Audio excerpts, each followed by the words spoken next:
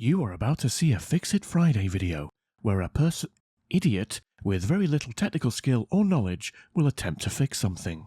This is not a how-to video, and is likely to be factually incorrect, and at times dangerous. Please don't copy Kip, and see this video for limited entertainment purposes only. Roll titles.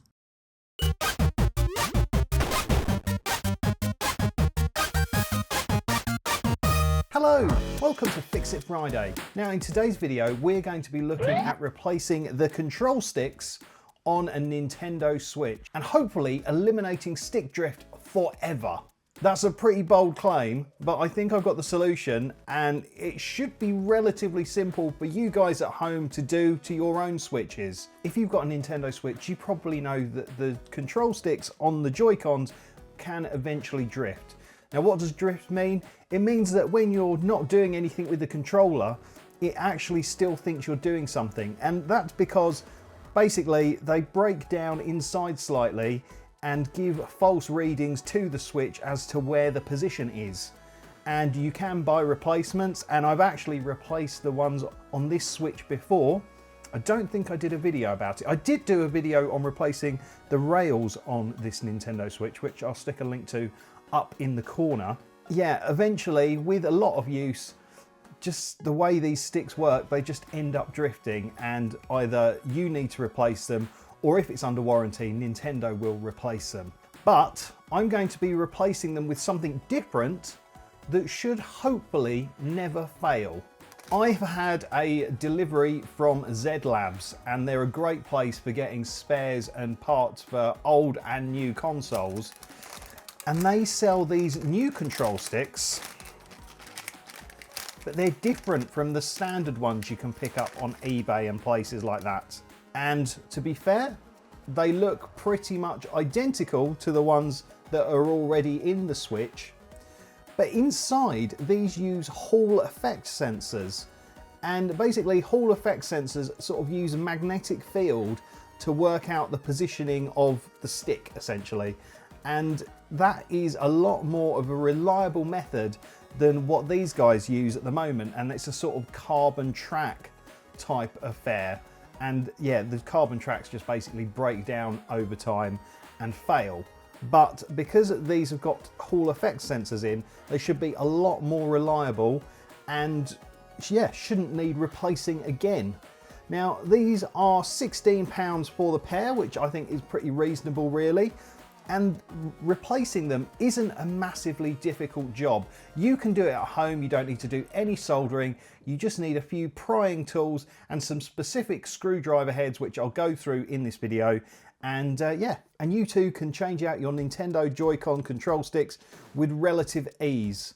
And what I will be doing is I've got a microscope here so you can see what's going on.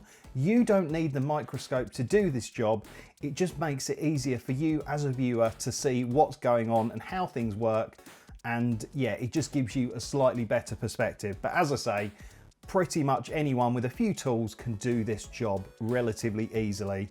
But I will say I'm not an expert, I'm just a regular person who likes fixing things. So if you do this and your Nintendo Switch blows up and your house sets on fire, it is not my fault. It's your own stupid fault for listening to an idiot on the internet. Anyway, before I get started, please do give this video a like and maybe consider subscribing to my channel. I think if you like this video, you'll probably find more that you like, and I'll be producing more content similar to this. And it just helps push this video out to a wider audience, so people who are looking to eliminate stick drift on their Joy-Cons forever will hopefully find this video too. So yeah, whack that like button, it'd be much appreciated. And also let me know in the comments if this video has helped you too.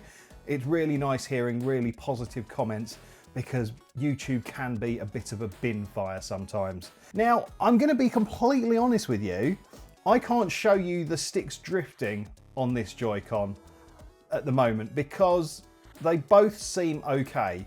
But James, who's my son, this is his Switch, and he's reported that after a while of playing, they do start getting a bit drifty. So yeah, if you did have stick drift, your calibration screen would probably look something like that or that. And it's, yeah, the Joy-Con just thinks it's going in a direction when you're not actually touching it, but obviously I am touching it. But yeah, this should eliminate our stick drift woes permanently. So yeah, let's get on with it. Right, we will start with our red one on the right here first. And on the back here, we've got 4 screws, and it's a sort of, I think it's Y00 is the head that you need to use. I will make sure I write on the screen the correct one, but I'm pretty certain from memory that is the screw head that I've got on here. You can get a lot of opening kits online for controllers and things, and they're fine, but just be careful of the quality of the screwdriver heads, because you don't really want to mash open these heads too much. Good quality screwdriver will really help you going forwards. And sometimes if you find that the screws are tight, I know it sounds a bit counterintuitive, but sometimes screwing them a little bit tighter and then unscrewing them can help loosen them up. It's got one of these sort of guitar pick guys. There we go, lovely. Right, just got to be super gentle opening it up, because there are ribbon cables and things. Because if you yank too hard, you can pull out this ribbon cable, or the ribbon cable down there. Best practice would be to sort of undo the battery. I don't do that. It just adds an unnecessary step. I mean, it's quite a small and fiddly connector down there. Just take it easy, be gentle, and you should be all right. And yeah, you can just pry up the battery like that. Again, be really careful. Just take it gently.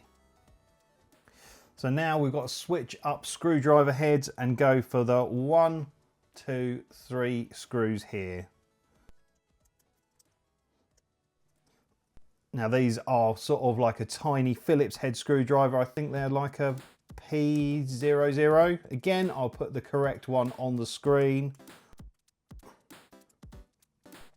And what I'll do is I'll put in the descriptions all the tools that I've been using.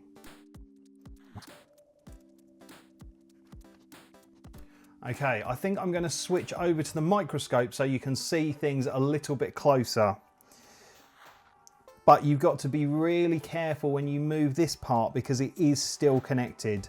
Again, you could disconnect it, and that is probably the thorough way of doing it, but if you're really gentle, you should be golden. Okay, so we're looking through the microscope, and this bit here is the control stick, and this is the cable that connects it to the main board.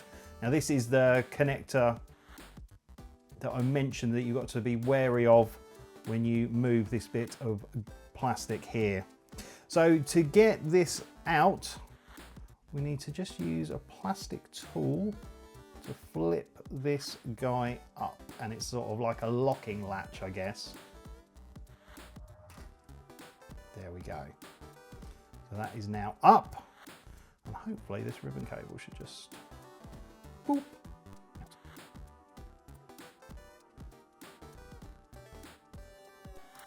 There we go.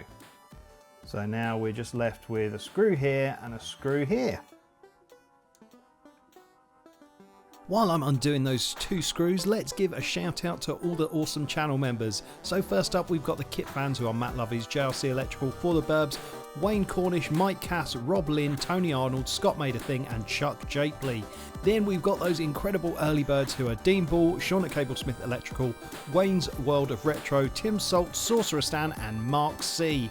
Then I love these guys so much. They are our kit lovers, who are Bella Webster and Stead Sticks Fix, and she's still here. She is our incredible kit nutter, who is Becky Boobar. Thank you, Becky, for all your support, and all my other channel members. Anyway, on with the video. And we simply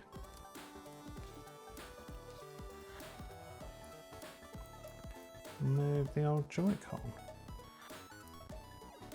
So now we just put in our replacement. So wiggle it through the hole.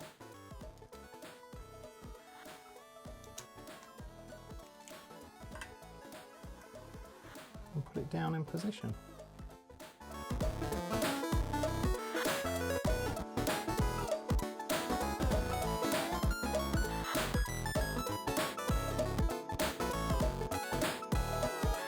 Now this process does apply to replacing them with sort of normal control sticks rather than the Hall Effect versions, but yeah, you know, if you're just putting in regular ones, you might find, especially if you use cheap random ones you buy online, you might find that you're doing this job again. So I definitely recommend considering the Hall Effect guys.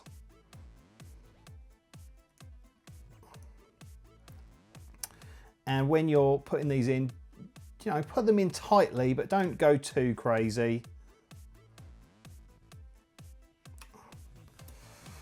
Okay, so now we've got to get this ribbon cable back into this connector. And it's a little bit fiddly, I'll be completely honest with you, but you just got to sort of take your time, and it does go in eventually.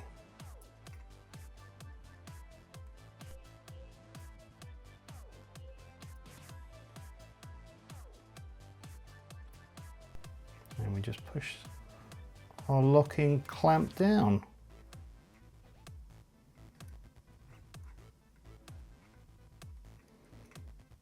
Nice. So now we just got to go what we did in reverse. So let's switch back to the main camera because it's a little bit easier to see an overall view. So we've got to put our 3 gold screws back in. Great little tip is when you put these back in, if you screw them the wrong way, you'll feel like a little click. When you feel that click, screw them in the right way, and that just means that you're going into existing threads rather than creating a new one. Now you have to be careful with this screw up here because we've got the ribbon cable, so just be careful what you're doing. Be okay.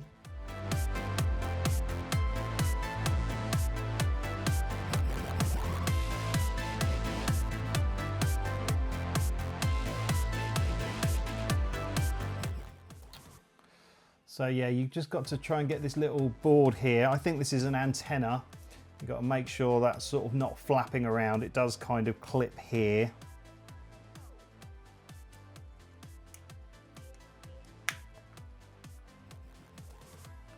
And there we go. That actually seems to have gone together nicely.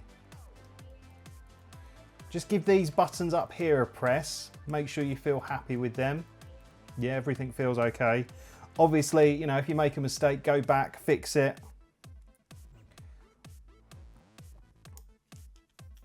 Right, got to change the screwdriver head. Put the black screws back in.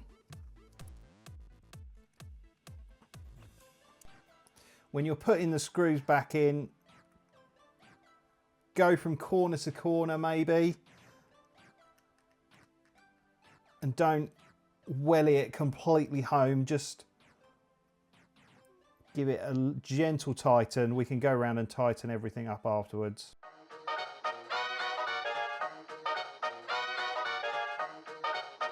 We're going to do the same again, but on the blue controller. Now, obviously, it's quite similar. There are a few little differences, so I'm going to show you it anyway. If you want to see the blue controller being fixed on the left-hand side, then carry on watching. But if you don't, skip to this timestamp, and we can see them being tested and how we calibrate them. So yeah, let's get that done.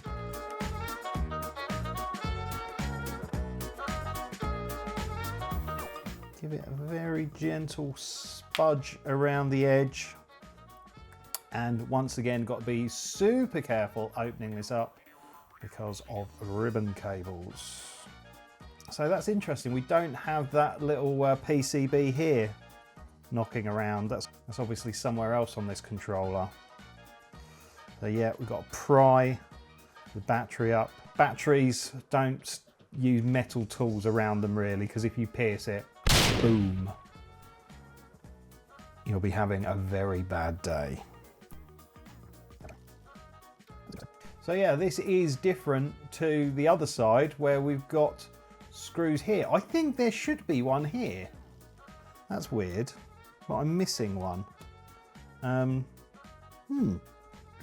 wonder if James has been in here, because I wouldn't put it back together without a screw in here. So maybe he's tried to fix this. He likes fixing things.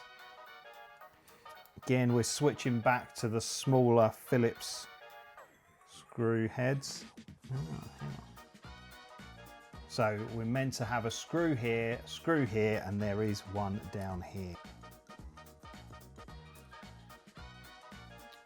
Yeah, if you can see, that screw is shorter than this screw that came out of the corner. Right, so now we should be able to take out this blue bit. Again, be super careful. And now this is where it gets different. Quite a bit different actually. So you've got the ribbon cable here. It actually goes over the ribbon cable for the control stick. And then to get the screw out of here, we've got to pop this connector off here. So we'll switch back to the microscope so you can see things a little bit closer. But yeah, this is why it's good to show both sides, because they are slightly different. So yeah, we've got the screw head up in this corner and it's being covered by this ribbon cable. So before we can take this out, we've got to disconnect this and move the ribbon cable out of the way. So we've just got to go for this grey tab.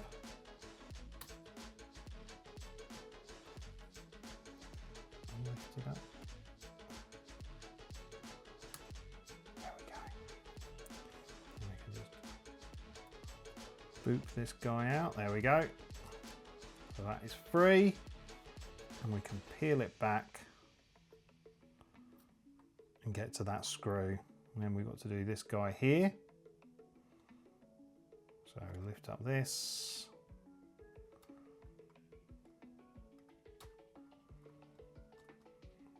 They do take a little bit of force to get these connectors up and down, but not too much force. It's really hard to describe. Just go easy on them. You might find that they're tough, but I definitely use a sort of plastic spudgery tool like this to do it. Right, so we're going to unscrew this screw here.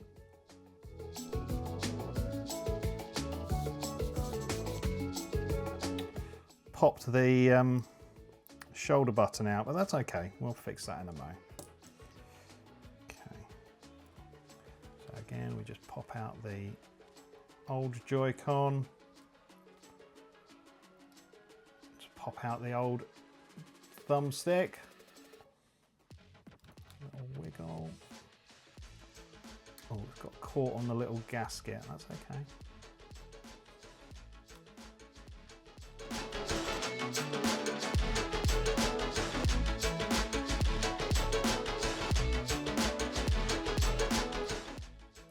So yeah, it got stuck on this little gasket while I was pulling it out. Not the end of the world.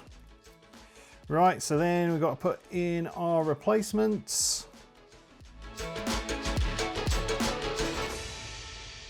The thing is, with any job like this, make sure you're not rushing it and you've got an hour or so to spare. I know the video is a lot shorter than that, but obviously I've done this before. The video is edited slightly, and yeah, it's just good to give yourself a bit more time.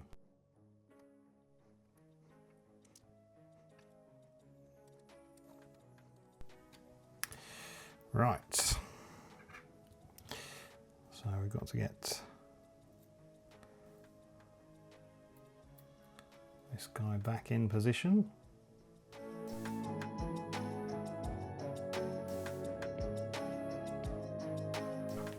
Then we've just got to plug our control stick guy back in here.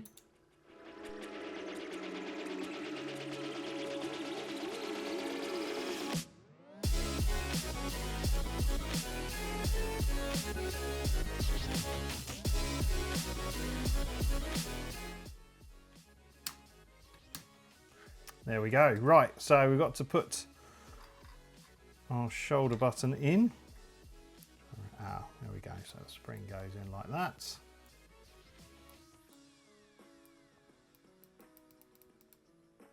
Perfect. Right, okay, so we'll switch back to overhead so you can see things a little bit clearer as we're putting it back together. Right, so go into the bottom corner. Ah! Yeah. Didn't notice that. I think a James has definitely been in here. That's where the other screw was. Hello, Edit Kip here. I was a bit confused about the screw situation here. That silver screw shouldn't actually be there. That bit is actually secured in by the three 3.5mm golden Phillips screws. So yeah, I'm not sure about that silver screw. As I say, I think James has been fiddling with it, but you should definitely have 3 gold screws there.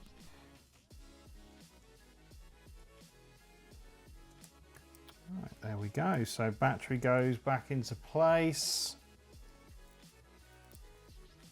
Here we go.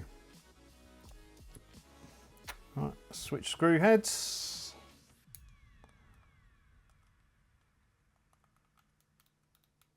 Yep, those all work fine. So again, just go from corner to corner. Don't put them super tight, just tight enough. And then we can tighten them all up in the end.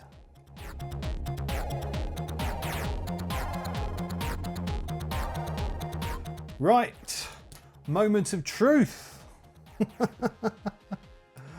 Let's put them back on. Well, both of them seem to be working, so that's good. That's a good start. Right, we'll just do a button test to make sure that all the buttons are working. Right, okay, so we haven't damaged any buttons. I mean, I was hoping that I hadn't done, but you never know with these kind of things. Cool. Right, so we need to now calibrate our control sticks, because obviously they're different to what was in there already, so they might be a little bit out of bonk. So we'll do our blue one first. So we'll calibrate it. Only recalibrate if something's wrong. Well, nothing is wrong per se, but we need to reset it, don't we? So push the control stick towards it, that direction, and let go once it changes color. Okay. Okay. Okay. Nice.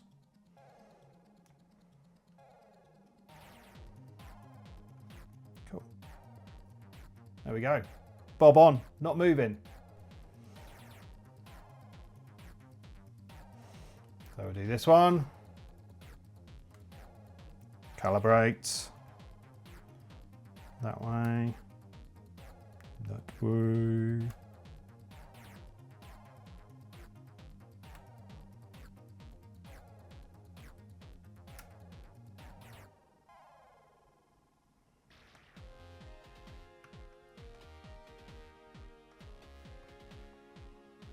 Bob on. Well, there you go. That was a relatively straightforward and pretty quick fix.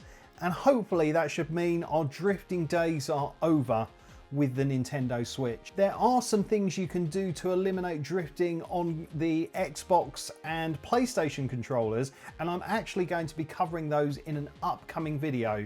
Now, those controllers are a bit more complicated because replacing the thumbsticks quite often requires desoldering, and I've attempted that before on video and it didn't end very well. I'm so annoyed, I'm so sad. However, I have found a solution from Zedlabz that should eliminate stick drift, and it doesn't require desoldering. Soldering is required, so I'm actually going to look at that in a different video. So make sure you like this video and subscribe to the channel if you want to see the stick drift being fixed on an Xbox or a PlayStation controller, because there's some really cool technology around that can actually eliminate it, and it's not all that difficult to fix, hopefully.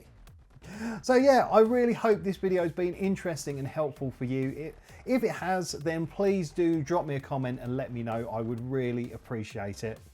But yeah, I don't think I've got anything else to say, so thank you so much for watching. Don't forget to like and subscribe, but for now, it's game over.